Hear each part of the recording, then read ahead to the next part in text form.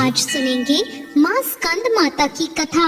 शारदीय नवरात्र के पावन पर्व की शुरुआत हो चुकी है और पूरा देश नवरात्रि का पावन पर्व धूमधाम से मना रहा है। आज 5वां नवरात्र है।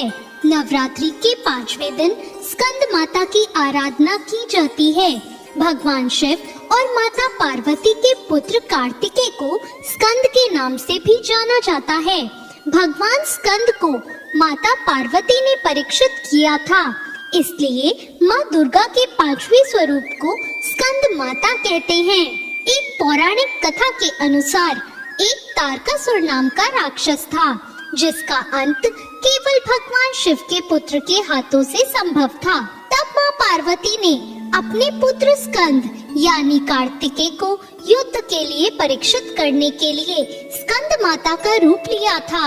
स्कंद माता से युद्ध परीक्षण लेने के बाद भगवान कार्तिकेय ने तारकासुर का अंत कर दिया। स्कंद माता हिमालय की पुत्री पार्वती हैं। इन्हें माहेश्वरी और गौरी नाम से भी जाना जाता है। पर्वतराज हिमालय की पुत्री होने के कारण इन्हें पार्वती कहते हैं। इसके अलावा महादेव की पत्नी होने के कारण इन्हें माहेश्वरी नाम दिया गया और अपने गौरवर्ण के कारण इन्हें गौरी कहा जाता है। माता को अपने पुत्र से अति प्रेम है। यही कारण है कि माँ को अपने पुत्र के नाम से पुकारा जाना उत्तम लगता है। मान्यता है कि स्कंद माता की कथा पढ़ने या सुनने वाले भक्तों को माँ संतान सुख और संपत्ति प्रदान करती है। भगवान स्कंद बाल रूप में इनकी गोद में विराजमान हैं। इन माता की 4 भुजाएं हैं। माता ने अपने 2 हाथ में कमल का फूल पकड़ा हुआ है।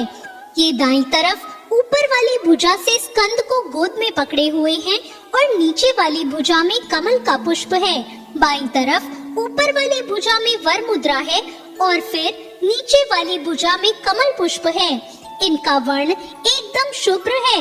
ये कमल के आसन पर विराजमान रहती हैं, इसलिए इन्हें पद्मासना भी कहा जाता है। सिंह इनका वाहन है। यह देवी विद्वानों और सेवकों को पैदा करने वाली शक्ति है, यानी चेतना का निर्माण करने वाली। कहते हैं कि कालिदास द्वारा रचित रघुवंशम महाकाव्य और मेघदूत रचनाएं स्कंद माता की कृपा से ही संभव हो पाई हैं। जिन लोगों को संतान प्राप्ति में बाधा आ रही हो, उन्हें माँ के इस स्वरूप की पूजा करनी चाहिए। आदि शक्ति का यह स्वरूप संतान प्राप्ति की कामना पूर्ण करने वाला माना गया है। स्कंद माता की पूजा में कार्तिकेय कुमार का होना जरूरी होता है। स्कंद माता को भोग के रूप में केला अर्पित करना चाहिए। माँ को पीली वस्तुएं अति प्रिय होती हैं, इसलिए केसर डालकर खीर का भोग लगाएं और भक्ति भाव से देवी का पूजन करें और उनकी कृपा प्राप्त करें। देवी की कृपा से घर में सुख शांति और समृद्धि होती है। या देवी सर्वभूतेषु माँ स्कंद माता रूपेण संस्थिता नमस्तस्यै नमस्तस्यै नमस्तस्यै नमो नमः। नवरात्रि के 5वें दिन सबसे पहले स्नान करके स्वच्छ वस्त्र धारण करें। पूजा स्थान पर चौकी पर स्कंद माता की तस्वीर या प्रतिमा स्थापित करें।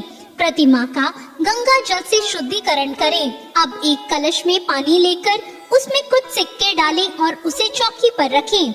इसके बाद स्कंद माता को रोली कुमकुम लगाएं और नैवेद्य अर्पित करें। अब माँ की आरती उतारें। आरती के बाद सभी को प्रसाद बांटें। तो ये थी आज की कथा।